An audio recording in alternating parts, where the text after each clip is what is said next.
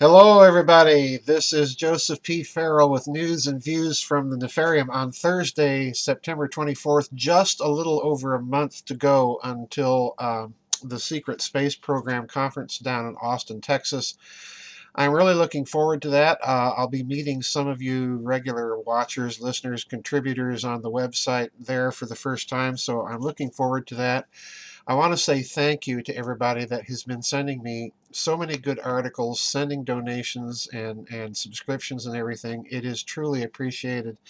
It's been kind of a difficult summer, so I just wanted to make sure I said thank you to everybody that has been doing that. Now, let's get down to business right away because this is huge, folks. And no sooner had I done last week's news and views than I received an email containing yet more indication that the American empire is in trouble. And this one is huge. This one comes from the Global Research website, and the headline says it all, but there's so much in this article I want to read to you. I want to get right to it. The headline is Germany moves away from U.S. anti-Putin alliance, joins forces with Russia in coalition to defeat ISIS? Question mark. And then now we have the main article here. I'll read you the first four paragraphs. These are huge. In a surprise move, Germany left the anti-Putin alliance formed by the USA. Germany is now officially welcoming Moscow's readiness to act in Syria and is starting an initiative together with the Russians and the French to bring an end to the war. Did you hear that? An initiative with the Russians and the French to bring an end to the war. This is to stop the constant stream of refugees. Germany has ordered thousands of soldiers into readiness. Germany surprisingly left the alliance formed together with the United States, which intended to block Russia's entry into the Syrian conflict. Minister of Defense Ursula von der Leyen told Der Spiegel that she welcomed President Putin's intentions of joining the fight against the extremist organization Islamic State. It would be a matter of mutual interests, she said. A speaker of the Ministry of Foreign Affairs added Germany would welcome additional efforts of Russia in the fight against the Islamic State. Foreign Minister Frank-Walter Steinmeier even announced that the starting of a joint venture between him, Russian Foreign Minister Sergei Lavrov, and their French colleague Laurent Fabius, with the aim of bringing the Syrian civil war to an end. Lavrov and Fabius are expected to arrive in Berlin this Saturday. That's last weekend, folks. So, in other words, Germany has called it quits in the Middle East with the U.S. policy in Syria and vis-a-vis ISIS. The refugee crisis was the final straw that broke the camel's back. Now, it's interesting, folks, that you see Russia and France agreeing to this. And I really think that even though it is making it sound like Germany is behind this, I suspect that this initiative is really coming from Moscow and that they have been quietly pressuring in a soft sort of way, not in a blackmail sort of way, pressuring Paris and Berlin to get on board, because I think the big three in Europe realize that if this situation keeps going on in Syria in the Middle East, it's going to get out of hand, and the U.S. simply is not doing the job. Now, let's go down later in the article. German Foreign Minister Frank-Walter Steinmeier has long been trying to conciliate behind the scenes and is therefore constantly in touch with his Russian colleague Lavrov. It looks like he's the only one in the German government who realizes that the refugee crisis will get completely out of control if the war in the Middle East continues. Austria and Spain signaled days ago that a Russian participation in the battle against ISIS was crucial. Now, why Spain? Well, to be blunt with you folks, the refugee crisis in Spain has been going on for a long time. Talk to any Spaniard, and they will tell you that they are being awash with refugees from Muslim countries. They are now awash with a drug problem that is occurring along with it. And add to this the high level of unemployment in Spain. So, in other words, This has fallen very heavily on the southern European nations, particularly uh, economic economically strapped countries like Spain. So please pay attention now. This is now France, Germany, Russia, Austria, and Spain. All right. And the target of this, please understand, is not just ISIS, it's American policy in the Middle East. Now, let's go to the final two paragraphs of this article. Von der Leyen also ordered thousands of German soldiers into readiness in the wake of the refugee crisis. If this was done because of the refugees or hints of terror threats is still unknown. The order was given to troops a day before, said a minister of the ministry on Friday in response to a report by Der Spiegel. Up to 4,000 soldiers are under constant readiness to be deployed. Now, folks, 4,000 troops is a significant, in today's military, that's a significant deployment. This is not humanitarianism, in other words, what we're talking about here. This is a military deployment, and it's one of the biggest that would be happening under any of the European powers, or even for that matter, America. And it would be the first significant such deployment of military forces outside of Germany since the end of World War II. So, in other words, the Germans are serious here, folks. Up to 4,000 soldiers are in a constant readiness to be deployed. Hundreds of soldiers were deployed to help newly arrived refugees last weekend. The soldiers are financially compensated for their services under this deployment order.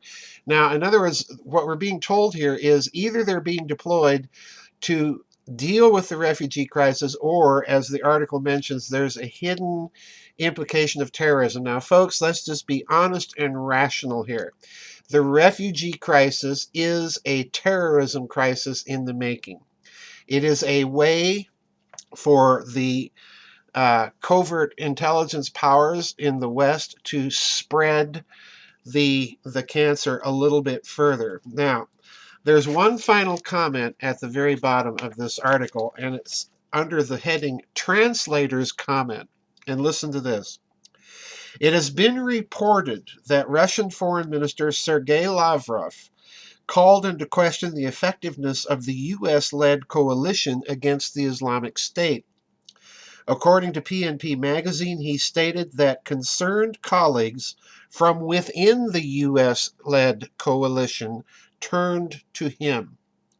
They informed him that the U.S. military did not give clearances to their fighter pilots, even though they clearly located and identified Islamic State positions, unquote. Now, folks, that's a huge, if that's true, that's a huge tell right there, that the Europeans have noticed some peculiar behavior on the part of the U.S. military. And let's be blunt and frank and honest and admit what it is. Yesterday's freedom fighters in Syria are now today's ISIS. And in both cases, there is a body of evidence suggesting that it has been consistently and all along various organs of Western intelligence that have propped these organizations up. So, in other words, the attempt to overthrow a U.S. unfriendly regime in Syria has been reliant upon these types of covert operations and groups all along. And now it's gotten out of control. And I suspect that the reason for the American policy mess in Syria is at the one in the same time. They want to get rid of Assad, they want to get rid of the monster that they've created, but they also don't want any evidence of the fact that they were involved in the creation of that monster to get out. And the Europeans have had it. This is key. Now let's look at the broader picture here as to why they may have had it. If you go back to the Ukrainian mess, this again was predominantly an American-sponsored coup, and what has been happening in the Ukraine since then has been unilateral American action.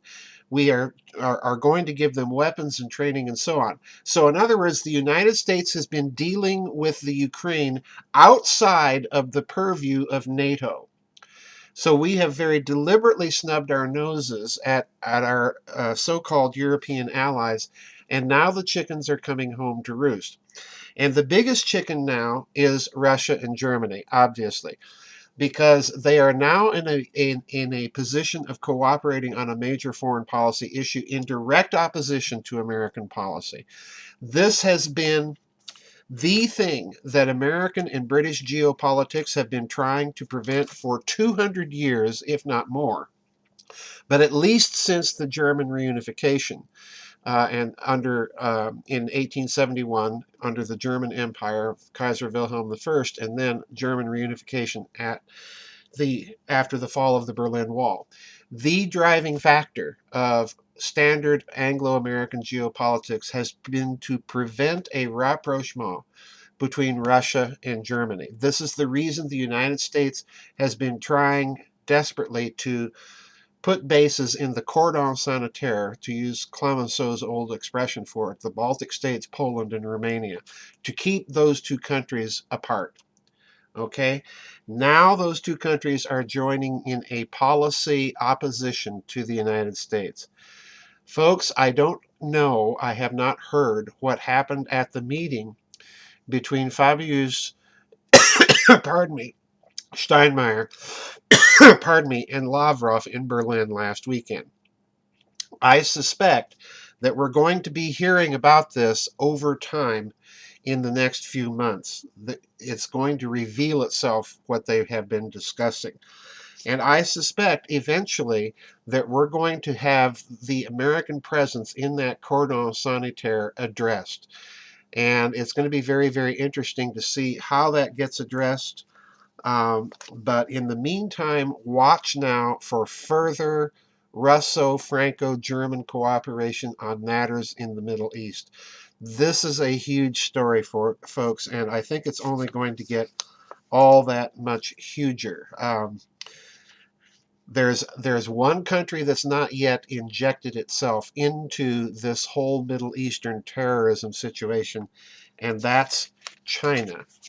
And I suspect, folks, that if you see suddenly meetings of the Chinese, Russian, French, and German foreign ministers happening, that's even more a signal of their discontent. Make no mistake, this is a huge rebuff. This is a huge dissent from American policy in the world, particularly in that most crucial region of the world.